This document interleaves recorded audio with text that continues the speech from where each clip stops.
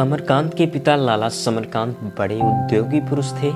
उनके पिता केवल एक झोपड़ी छोड़कर मरे थे, मगर समरकांत ने अपने बाहुबल से लाखों की संपत्ति जमा कर ली थी। पहले उनकी एक छोटी सी हल्दी की आड़त थी। हल्दी से गुड़ और चावल की बारी आई। 3 बरस तक लगातार उनके व्यापार का क्षेत्र बढ़ता ही गया और अब आड़तें बंद कर दी थी, केवल लेन देन करते थे। जिसे कोई महाजन रुपए ना दे उसे वह बेखटके दे देते और उससे वसूल भी कर लेते। उन्हें आश्चर्य होता था कि किसी के रुपए मारे कैसे जाते हैं, ऐसा मेहनती आदमी भी कम होगा। घड़ी रात रहे गंगा स्नान करने चले जाते थे और सूर्योदय के पहले विश्वनाथ जी के दर्शन करके दुकान पर पहुंच जाते। वहाँ मुनीम को जरूरी काम समझाकर तगादे पर निकल जाते और तीसरे पहर लौटते। भोजन करके फिर दुकान पर आ जाते और आधी रात तक डटे रहते थे भी भीमकाय। भोजन तो एक ही बार करते थे, पर खूब डटकर। 200-250 मुकद्दर के हाथ अभी तक फेरते थे। अमरकांत की माता का उसके बचपन में ही देहांत हो गया था। समरकांत ने मित्रों के कहने सुनने से दूसरा विवाह कर लिया था। उस 7 साल के बालक ने नई माँ का बड़े प्रेम से स्वागत किया, लेकिन उसे जल्द ही मालूम हो गया कि उसकी नई माता उसकी जिद और शरारतों को उस क्षमा दृष्टि से नहीं देखती जैसी उसकी माँ देखती थी। वह अपनी माँ का अकेला लाडला लड़का था, बड़ा जिद्दी, बड़ा नटखट। जो बात मुंह से निकल जाती उसे पूरा करके ही छोड़ता। नई माता जी बात बात पर डांटती थी, यहाँ तक कि उसे माता से द्वेष हो गया। जिस बात को वह मना करती उसे वह अदब दाकर करता। पिता से भी ढीठ हो गया। पिता और पुत्र में स्नेह का बंधन अब ना रहा। लाला जी जो काम करते बेटे को उससे अरुचि होती। वह मलाई के प्रेमी थे, बेटे को मलाई से अरुचि थी। वह पूजा पाठ बहुत करते थे, लड़का इसे ढोंग समझता था। वह पहले सिरे के लोभी थे, लड़का पैसे को ठीकरा समझता था। मगर कभी कभी बुराई से भलाई पैदा हो जाती है। पुत्र सामान्य रीत से पिता का अनुगामी होता है। महाजन का बेटा महाजन, पंडित का बेटा पंडित, वकील का बेटा वकील, किसान का किसान होता है। मगर यहाँ इस द्वेष ने महाजन के पुत्र को महाजन का शत्रु बना दिया। जिस बात का पिता ने विरोध किया वह पुत्र के लिए मान्य हो गई और जिसको सराहा वह त्याज्य। महाजनी के हथकंडे और षड्यंत्र उसके सामने रोज ही रचे जाते थे। उसे इस व्यापार से घृणा होती थी। इसे चाहे पूर्व संस्कार कह लो, पर हम तो यही कहेंगे कि अमरकांत के चरित्र का निर्माण पिता द्वेष के हाथों हुआ। खैरियत यह हुई कि उसकी कोई सौतेला भाई ना हुआ, नहीं शायद आज वह घर से निकल गया होता। समरकांत अपनी संपत्ति को पुत्र से ज़्यादा मूल्यवान समझते थे। पुत्र के लिए तो संपत्ति की कोई ज़रूरत ना थी, पर संपत्ति के लिए पुत्र की ज़रूरत थी। विमाता की तो इच्छा यही थी कि उसे वनवास देकर अपनी चहेती नैना के लिए रास्ता साफ कर दे, पर समरकांत इस विषय में निश्चल रहे। मज़ा यह था कि नैना स्वयं भाई से प्रेम करती थी और अमरकांत के हृदय में अगर घर वालों के लिए कहीं कोमल स्थान था तो वह नैना के लिए था। नैना की सूरत भाई से इतनी मिलती जुलती थी जैसी सगी बहन हो। इस अनुरूपता ने उसे अमरकांत के और भी समीप कर दिया था।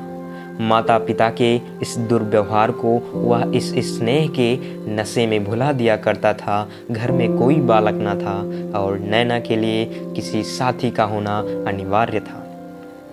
माता चाहती थी नैना भाई से दूर दूर रहे। वह अमरकांत को इस योग्य ना समझती थी कि वह उनकी बेटी के साथ खेले। नैना की बाल प्रकृति इस कूटनीति के झुकाए न झुकी। नैना की बाल प्रकृति इस कूटनीति के झुकाए ना झुकी। भाई बहन में यह स्नेह यहाँ तक बढ़ गया कि अंत में विमातत्व ने मातत्व को भी परास्त कर दिया।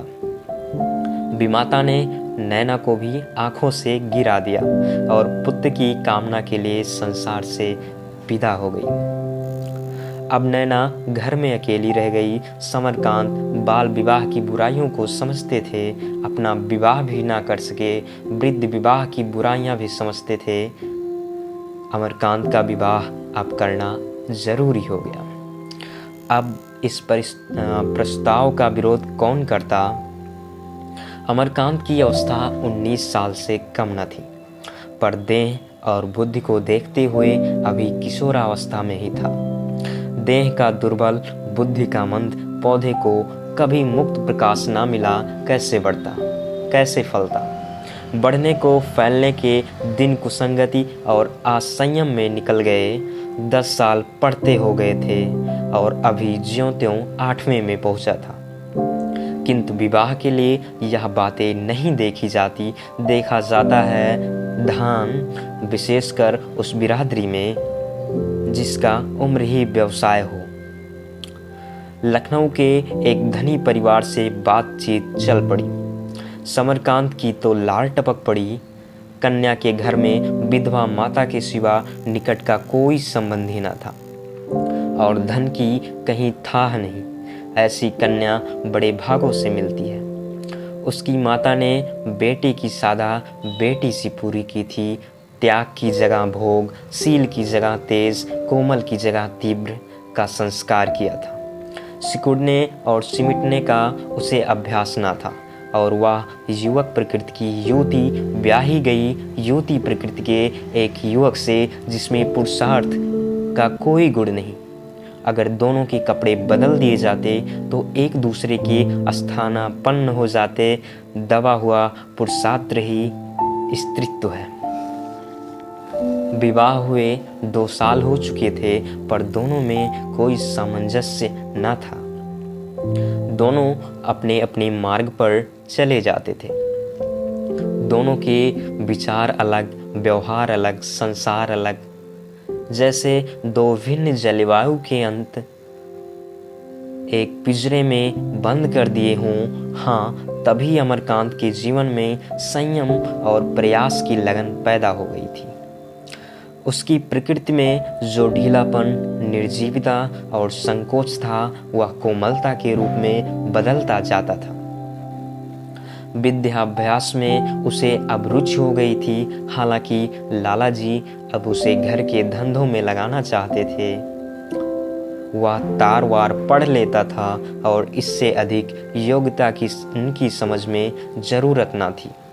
पर अमरकांत अब उस पथिक की भांति जिसने दिन विश्राम में काट दिया हो, अब अपने स्थान पर पहुंचने के लिए दूने वेग से कदम बढ़ाए चला जाता था। स्कूल से लौटकर अमरकांत नियमानुसार अपनी छोटी कोठरी में जाकर चरखे पर बैठ गया। उस विशाल भवन में जहां बारात ठहर सकती थी, उसने अपने लिए यही छोटी सी कोठरी पसंद की थी।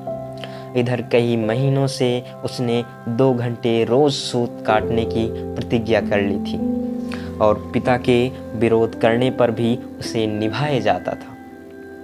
मकान था तो बहुत बड़ा, मगर निवासियों की रक्षा के लिए उतना उपयुक्त न था जितना धन की रक्षा के लिए। नीचे के तल्ले में कई बड़े बड़े कमरे थे जो गोदाम के लिए बहुत अनुकूल थे।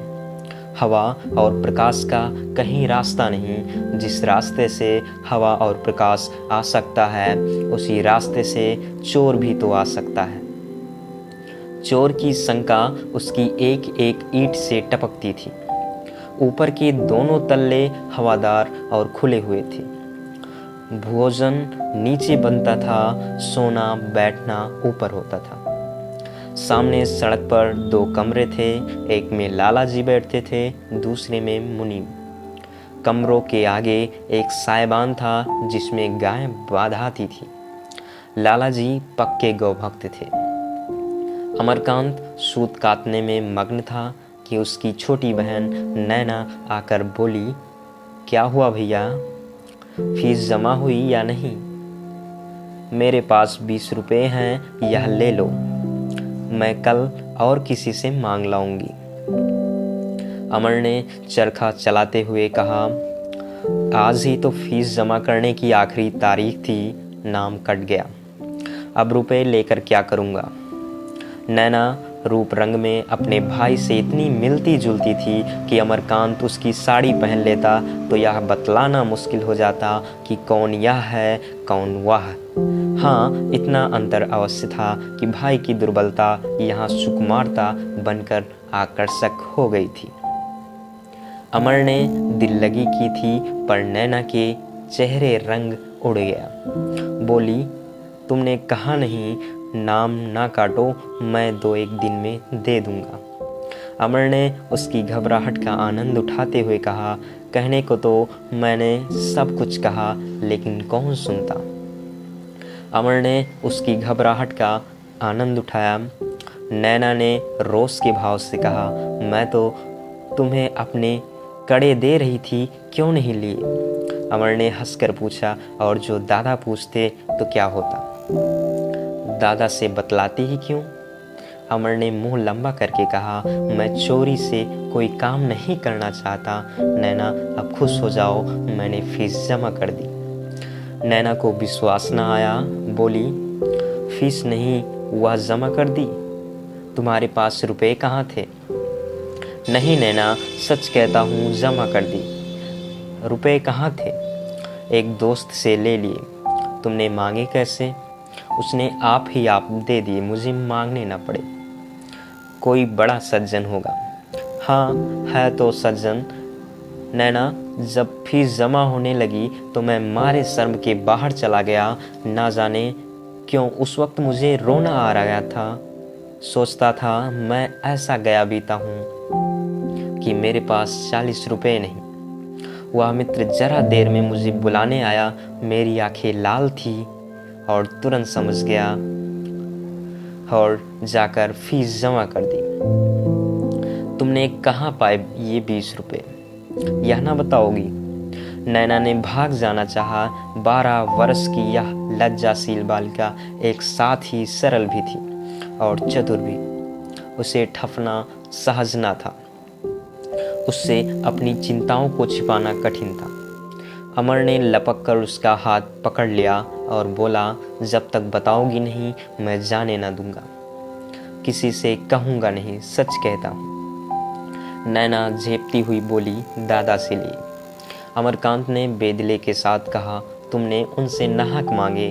नैना, जब उन्होंने मुझे इतनी निर्दयता से धुतकार दिया तो मैं नहीं चाहता कि उनकी एक भी पैसा मांगूं। मैं तो समझता था तुम्हारे पास कहीं पड़े होंगे और मैं जानता कि तुम दादा से ही मांगोगी तो साफ कह देता, मुझे रुपयों की ज़रूरत नहीं। अच्छा बताओ, दादा क्या बोले? नैना सजल नेत्र होकर बोली, बोले तो नहीं, यही कहते रहे कि करना धरना तो कुछ है नहीं, रोज़ रुपए चाहिए, कभी फीस, कभी किताब, कभी चंदा। फिर मुनीम जी से कहा, 20 रुपए दे दो। 20 रुपए फिर देना। अमर ने उत्तेजित होकर कहा, तुम रुपए लौटा देना, मुझे नहीं चाहिए। नैना सिसक सिसक कर रोने लगी। अमरकांत ने रुपए जमीन पर फेंक दिए थे और वह सारी कोठरी में बिखरे पड़े थे। दोनों में से एक भी चुनने का नाम ना लेता था। सासा लाला समरकांत आकर द्वार पर खड़े हो गए। नैना की सिसकियां बंद हो गई और अमरकांत मानो तलवार की चोट खाने के लिए अपने मन को तैयार करने लगा। लाला, जो दोहरे बदन के दीर्घकाय मनुष्य थे, सिर से पांव तक सेठ, वही खलवाट मस्तक, वही फूले हुए कपोल, वही निकली हुई तोंद, मुख पर संयम का तेज था जिसमें स्वार्थ की गहरी झलक मिली हुई थी। कठोर स्वर में बोले, चरखा चला रहा है, इतनी देर में कितना सूत काता होगा? 2-4 रुपए का। अमरकांत ने गर्व से कहा, चरखा रुपए के लिए नहीं चलाया जाता, और किस लिए चलाया जाता है? यह आत्मशुद्धि का एक साधन है। समरकांत के घाव पर जैसे नमक पड़ गया। बोले, यह आज नई बात मालूम हुई, तब तो तुम्हारे ऋषि होने में कोई संदेह नहीं रहा, मगर साधक के साथ कुछ घर गृहस्थी का काम भी देखना होता है। दिन भर स्कूल में रहो और वहाँ से लौटो तो चरखे पर बैठो। रात को तुम्हारी स्त्री पाठशाला खुले, संध्या समय जलसे हो, तो घर का धंधा कौन करे। मैं बैल नहीं हूं, तुम्ही लोगों के लिए इस जंजाल में फंसा हुआ, अपने ऊपर लाद ना ले जाऊंगा। तुम्हें कुछ तो मेरी मदद करनी चाहिए। बड़े नीतिवान बनते हो, क्या यह नीति है कि बूढ़ा बाप मरा करे और जवान बेटा उसकी बात भी न पूछे।